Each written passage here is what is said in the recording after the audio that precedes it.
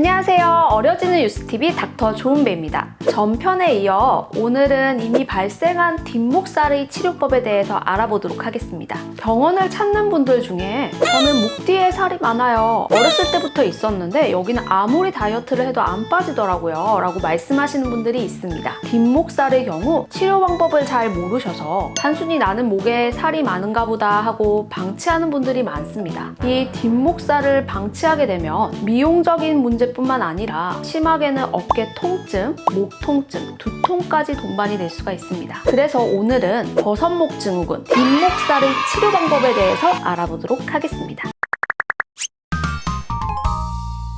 목뒤가 볼록하게 튀어나온 뒷목살을 만성적으로 가지고 계신 분들은 안 해본 치료가 없습니다. 기본적으로 마사지, 침, 부항을 달고 사시고요. 뒷목살이 혹처럼 볼록하게 튀어나오기 때문에 병원에 가셔서 여러 가지 검사를 해보십니다. 또 지방종을 감별하기 위해 초음파 등의 각종 검사도 다 해보신 분들도 많고요. 대부분의 경우가 특별한 이상이 없어서 답답한 마음에 병원을 찾는 분들이 많아요. 기억에 남는 케이스 중 하나는 50대 어머님 중 한 분이셨는데요. 이분은 어렸을 때부터 뒷목살이 있었고 그것 때문에 너무 스트레스를 받아 하시는 분이셨어요. 또 이 목살과 함께 두통과 어깨 통증이 동반되어서 고생이 심하신 분이셨는데요. 일단 안 해본 치료가 없었다고 하고요. 마사지도 매주 받으시고 이미 병원에 오셨을 때 부항 자국이 가득했습니다. 일단 제가 처음에 진료를 하면서 놀란 건 그 부위가 정말 딱딱했다는 점이었는데요. 문진을 하면서 이분이 어렸을 때부터 보약을 정말 많이 드셨고 또 5, 6년 전쯤에는 피부 질환 때문에 스테로이드를 장기간 먹었다고 하여 쿠싱 증후군도 배제할 수 없는 상태였습니다. 다행히 본인도 그 문제를 이미 아셨고 건강검진을 통해 현재는 내과적인 문제는 없다고 판단하고 미용적 목적으로 치료를 진행하셨던 케이스가 있습니다. 또 뒷목살로 고민하시는 분들 중에 병원에 오셔서 많이 하는 질문이 있어요. 선생님, 저는 목 뒤에 볼록하게 살이 많은데 이게 지방인가요? 아니면 근육인가요? 하고 문의를 많이 하십니다. 일단 근육은 아니고요. 지방, 즉 살이 맞긴 하지만 단순한 지방 조직이 아닌 지방과 부종 그리고 섬유 조직이 결합된 복합적인 구조의 종물이라고 볼 수 있습니다. 그래서 이 부위를 부종 섬유형 셀룰라이트라고 하는데요. 일단 뒷목살이 있으신 분들은 대체로 목 주변에 순환이 잘 안 되는 근본적인 원인을 가지고 있는데요. 예를 들어 상체 비만이 심하다던가 혹은 가슴 사이즈가 너무 커서 어깨와 목 뒤쪽이 앞으로 당겨져 있는 분들 혹은 목 주변 조직이 순환이 안 되는 기본적인 자세 문제를 가지신 분들이 대부분이십니다.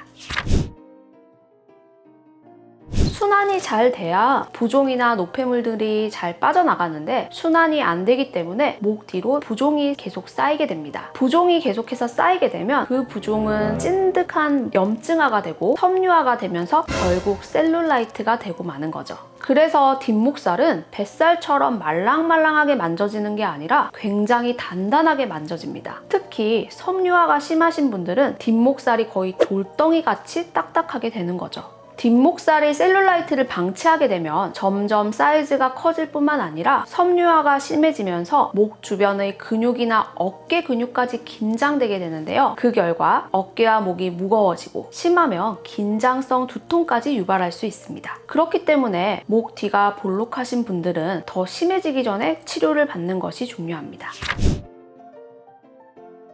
일단 미용적 목적에서의 뒷목살 치료는 지방 흡입과 같은 수술과 비수술적 요법으로 나눌 수 있고요. 저는 비수술적 요법에 대해서 말씀드리도록 하겠습니다. 현재 저는 버팔로 험프라고 불리는 뒷목살을 치료하기 위해 3가지 방식을 이용해서 치료를 하고 있습니다. 체외 충격파와 지방 분해 주사, 그리고 심부열 고지파 방식의 지방 파괴술입니다. 첫 번째 체외 충격파 치료는요. 충격파의 물리적 에너지가 림프 순환을 촉진시켜 목 주변의 부종을 주변 림프절로 빼주고 물리적으로는 섬유화된 조직을 풀어주기 때문에 시술 직후 단단했던 뒷목살 조직이 부드러워지는 것을 느끼실 느끼실 수가 있습니다. 두 번째 치료는 신부열 고주파 지방 파괴 레이저로 목 뒤의 지방과 섬유 조직을 파괴합니다. 신부열 고주파 에너지는 지방과 섬유 조직이 동시에 발달한 셀룰라이트를 파괴하는 목적으로 사용하는데요. 지방과 섬유 조직을 융해하여 동시에 경화된 피부 조직을 연성화시키는 작용을 합니다. 또 러빙 방식으로 진행되기 때문에 통증이 전혀 없다는 장점이 있습니다. 마지막 치료법은 지방분해 주사입니다. 이 주사는 레이저의 작용을 도와 지방을 직접적으로 융해시킬 뿐 아니라 융해된 지방이 림프절로 배출되는 데 용이하게 해주는 역할이 있습니다. 하지만 뒷목살이 만성적으로 심하신 분들의 경우 조직이 매우 섬유화가 되어 있어 단단하기 때문에 주사바늘도 안 들어가는 케이스가 꽤 있고요. 주사바늘 자체도 물리적 자극이기 때문에 셀룰라이트를 악화시킬 수 있는 요소가 될 수 있습니다. 따라서 주사 시술은 매우 주의가 필요하고요. 주사 단독 치료만으로는 치료에 한계가 있을 수밖에 없습니다. 따라서 체외 충격파와 고주파 레이저로 섬유 조직을 물리적으로 풀어주는 것이 가장 핵심이라고 볼 수 있습니다.